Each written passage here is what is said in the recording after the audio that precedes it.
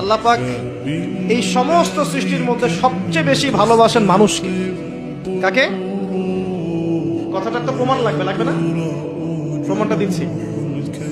এই মহাবিশ্ব সৃষ্টি করার পর আল্লাহ পাক অনেক মাখলুক সৃষ্টি করেছেন। কিছু কিছু নাম আল্লাহ পাক আমাদেরকে জানিয়েছেন। এমন অনেক মাখলুক আল্লাহর ছিল বা আছে, আমরা সেটা জানি না। আমরা জানি জিনদের কথা, তাই না? আমরা জানি ফেরেশতাদের কথা, তাই না? এই মহাবিশ্বে ফেরেশতারা আছে না? আমাদের এই পৃথিবীতে জিন জাতি আছে না? আছে। আর লক্ষ কোটি প্রজাতির মাখলুক তো আছে।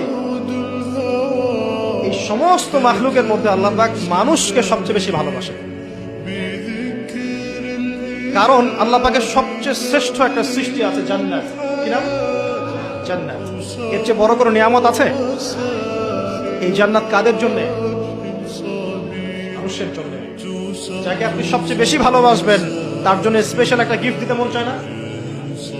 চায় না?